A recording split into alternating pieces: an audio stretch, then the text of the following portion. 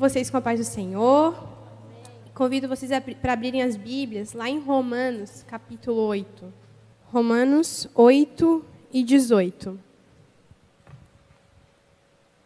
Diz assim: porque para mim, tenho por certo que os sofrimentos do tempo presente não podem ser comparados com a glória a ser revelada em nós.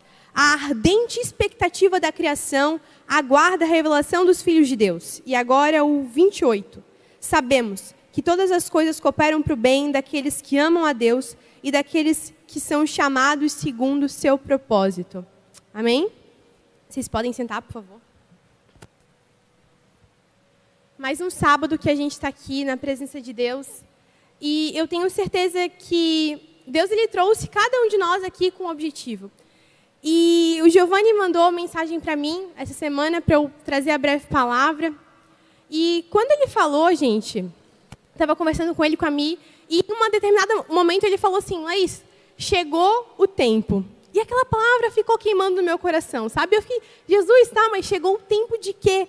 E o Senhor falou 4 coisas comigo que chegou o tempo de nós fazermos, sabe? E primeiro Jesus falou comigo que, Laís, chegou o tempo de nós sermos filhos maduros. Sabe, o filho maduro, ele é aquele que entende que o sofrimento, a dor, o deserto e as lutas, eles são necessários. O filho maduro, ele entende que isso é necessário para que o propósito se cumpra. E muitas vezes, a gente tem essa tendência a não querer as lutas, a não querer as dificuldades, mas elas se fazem necessárias. E Paulo, na segunda carta aos Coríntios, ele fala que ele se alegra nas tribulações, nos insultos, nas perseguições e nas dificuldades que passa por causa de Cristo. Sabe, ele ainda vai dizer que ele perde a força dele, mas quando ele perde a força dele, é aí que a força de Cristo se manifesta. E Paulo fala isso não é porque ele ficava feliz enquanto ele estava recebendo chibatadas, ele não fica feliz enquanto ele estava na prisão, porque ele gostava daquilo, não. Ele fica feliz porque ele sabe que mesmo em meio às dificuldades, havia alguém com ele. Ele não estava sozinho, mas o próprio Cristo, por meio do Espírito Santo, estava com ele. E é por isso que ele diz, olha, eu me alegro ainda assim nas dificuldades.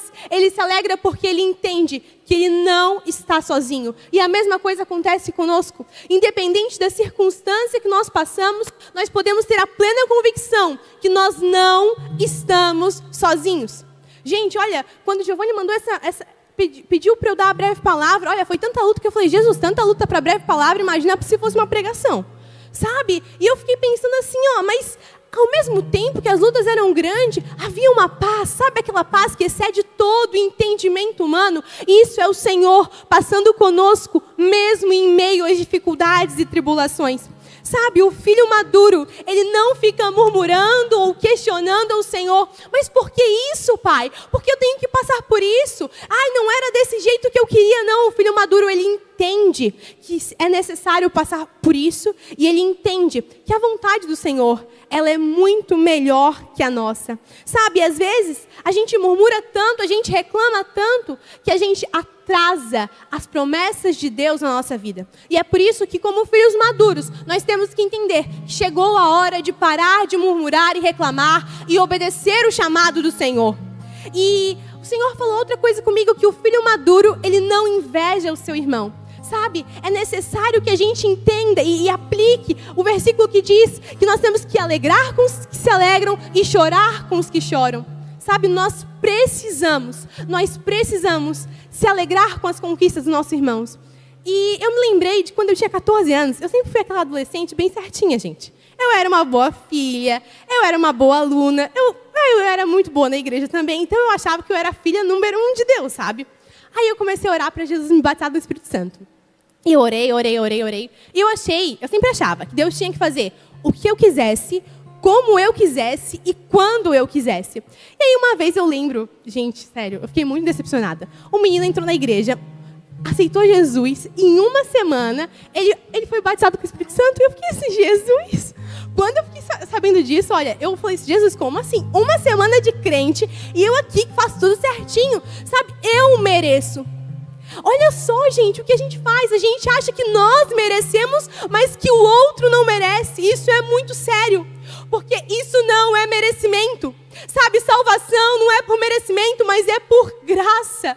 Nós precisamos entender isso, porque quando nós entendermos a profundidade disso, nós vamos parar de olhar para o outro e julgá-lo. Sabe, nós vamos entender que, como diz em Romanos 3:23, todos pecamos e destituídos estão da glória de Deus. É todos, não é os bonzinhos ou os piores, não, é todos.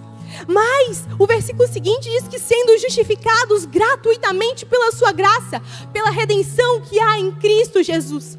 Sabe, gratuitamente, não foi alguém que teve dinheiro para comprar, não, mas foi pelo próprio sangue de Jesus na cruz que todos nós fomos alcançados. E é por isso que nós não devemos olhar e julgar, aquele merece, esse não, porque nenhum de nós merecíamos, essa é a verdade, mas Ele, através da sua graça, nos alcançou.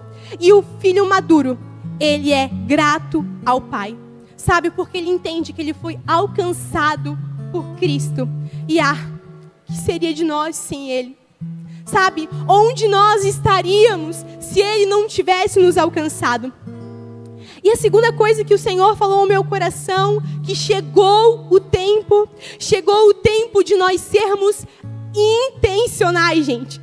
Nós temos um propósito, nós lemos isso aqui, sabe? Então nós precisamos ser intencionais em cumprir o nosso propósito. Nós precisamos nos movimentar para aquilo que o Senhor já tem falado em nosso coração. Por que terceirizar aquilo que Jesus te chamou para fazer?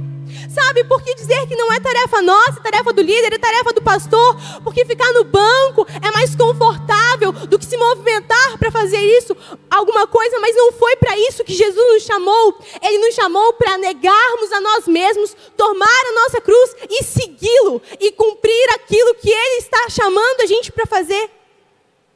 Nós precisamos entender que às vezes a gente reclama tanto, mas o que nós estamos fazendo?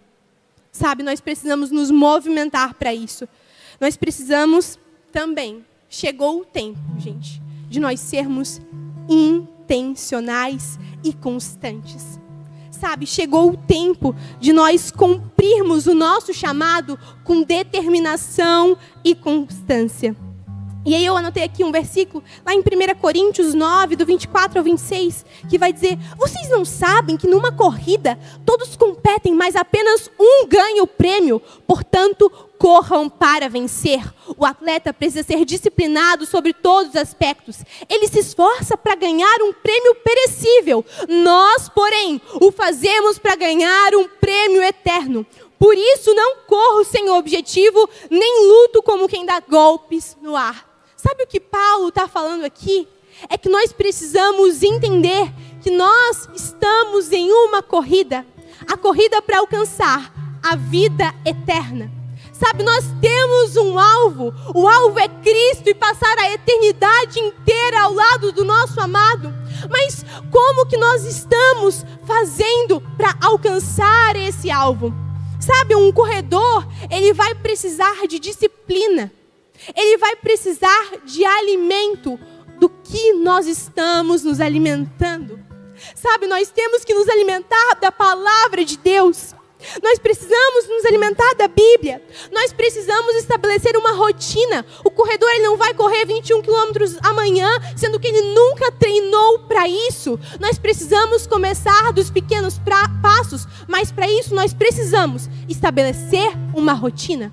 Porque a gente sabe que a gente tem que bater o ponto no nosso serviço e a gente chega no horário, a gente sai no horário e se precisar a gente fica ainda depois do horário para resolver as demandas. Mas às vezes com Cristo não é assim. Com Cristo a gente está sempre cansado, com Jesus a gente sempre diz: ai não, amanhã eu faço, Jesus. Sabe, mas não, chegou a hora de dar prioridade a quem merece. Sabe, chegou o tempo de nós rendermos a Ele o primeiro lugar no nosso coração, gente. Chegou a hora, chegou o tempo de nós não apenas queremos traçar a linha de chegada, não, mas levarmos outras pessoas a conhecer desse Cristo que nos salvou, sabe, pela sua infinita graça e misericórdia. E por último, gente, chegou o tempo de proclamarmos as boas novas do Evangelho.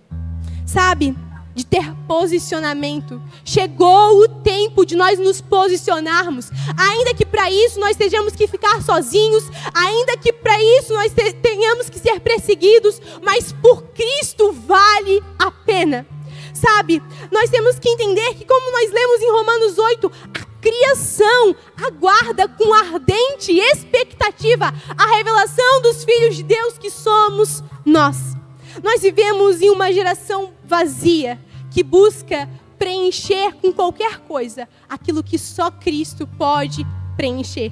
Sabe, pessoas que querem substituir filhos por bonecas, pessoas que gastam tudo que têm em jogos de azar por causa de ganância, pessoas que arriscam suas vidas por cirurgias em busca de um corpo perfeito. Sabe o que é isso? É uma geração órfã. Uma geração órfã que aguarda que os filhos de Deus se manifestem e expliquem e digam que há um Pai amoroso que os aguarda. É isso que a criação tem uma ardente expectativa. Esse é o grito de uma geração, gente. É um grito de uma geração que aguarda que nós venhamos a nos posicionar. Sabe, chegou o tempo de cumprirmos o nosso propósito. O ID, de proclamarmos as boas novas do Evangelho para essa geração faminta. Que nós venhamos entender isso com todo o nosso coração e nos posicionarmos para cumprir aquilo que Deus chamou cada um para fazer. Olha só, esse corte que você acabou de ver é apenas uma parte que você pode acompanhar no canal da nossa igreja, a De Floripa, e o link está aqui embaixo na descrição. Não se esquece também que aos sábados, às 20 horas, nós estamos aqui na De Floripa para um culto muito especial e você é nosso convidado. Chama mais 3 e vambora!